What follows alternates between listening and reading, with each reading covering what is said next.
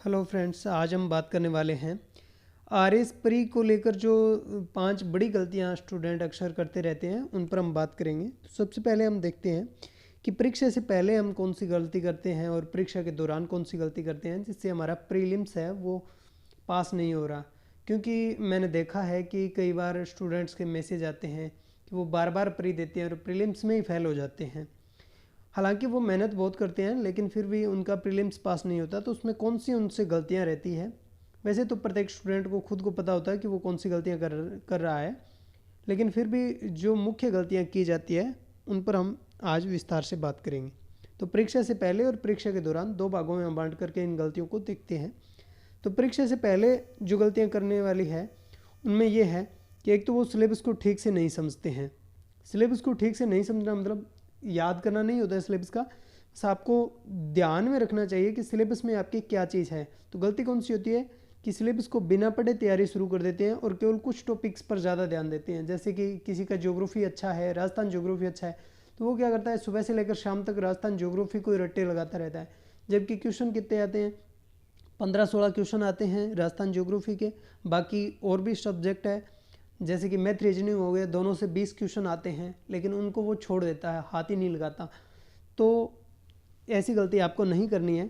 इसका समाधान क्या हो सकता है कि आरएस प्री का जो सिलेबस है उसको प्रीलिम से पहले जब आप तैयारी कर रहे हो, जैसे कि अभी हमारे पास महीना 1.5 महीना बचा है, तो इसमें प्री का सिलेबस है वो थोड़ा सा ध्यान से पढ़े और इसके छोटे छोटे हिस्सों में बांट को अध्ययन करना चाहिए। जैसे कि हिस्ट्री को एक तरफ कर दो, उसमें भी आगे उसको फिर डिवाइड कर लो, राजस्थान की क्या है, इंडिया की क्या है, और उसमें भी राजस्थान वाली को भी फिर आगे डिवाइड कर लो भी प्राचीन काल में कौन सी चीज़ आ गई, मध्यकाल में कौन सी आ गई, आधुनिक में क्या आ गई, और इनके लिए हमें क्या क्या पढ़ना चाहिए। ठीक है। और इसके जो हर विषय है इसके मुख्य जो टॉपिक्स हैं उन पर खासकर जो राजस्थान की विशेष सामग्री है उन पर आपको फोकस करना चाहिए। और राजस्थान से मान के चलिए लगभग 50 से लेकर के 55 क्वेश्चन हर बार आते हैं। तो अगर राजस्थान भी अगर आप ठीक कर लेते हो तो आप प्रीलिम्स को पास करने के बहुत ज़्यादा नज़दीक पहुंच जाते हो, उसमें फिर आपको जोर नहीं आता है। ठीक है।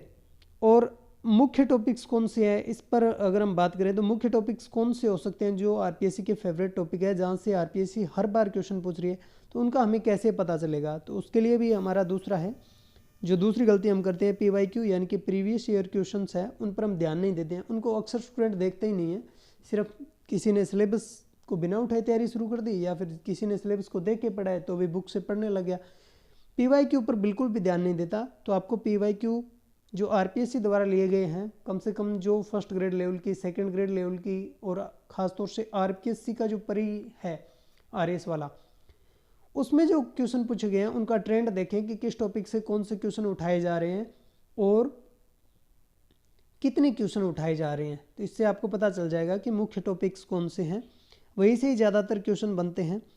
और इसके बाद अगर हम देखें तो ये होगी हमारी प्री से पहले की जो गलतियां हैं वो।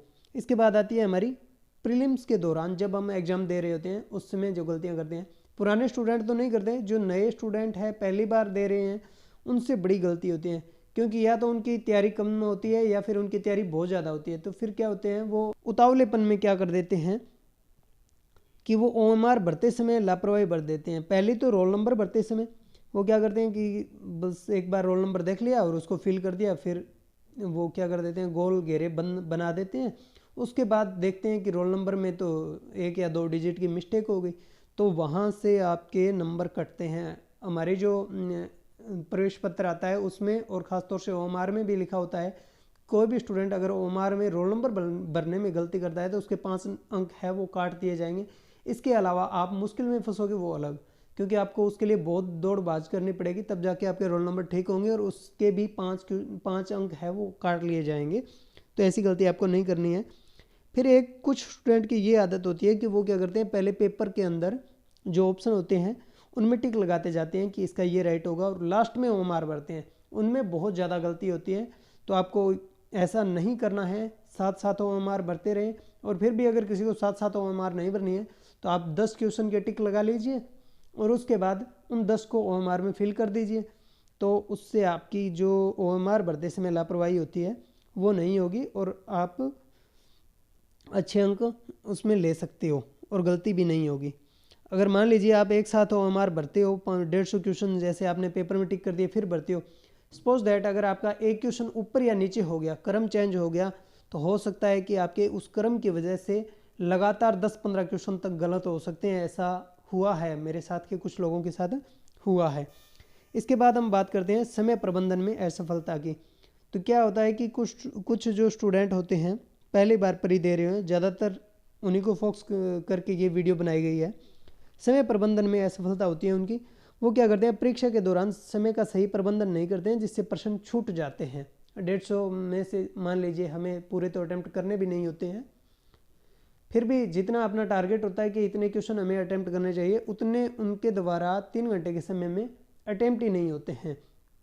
तो ये बहुत बड़ी गलती है और ये खुद हमारी वजह से ही होती है। इसमें क्या होता है, एक तो बार बार पानी और पेशाब के लिए जाना, और दूसरी बात क्या होती है कि हम कुछ बार मैथ या रीजनिंग के क्वेश्चन आ जाते हैं हमारे सामने ऐसे, जो हमें आते तो हैं लेकिन उनमें टाइम बहुत ज़्यादा लगता है। तो जैसे कि स्टार्टिंग में जैसे किसी के मैथ के क्वेश्चन आ गए और कोई बच्चा है वो मैथ के क्वेश्चन अटैम्प्ट करने लग गया, तो अटैम्प्ट करते करते वो इतना टाइम लगा देता है उसमें कि 5 से 10 मिनट उसका एक क्वेश्चन खा जाता है।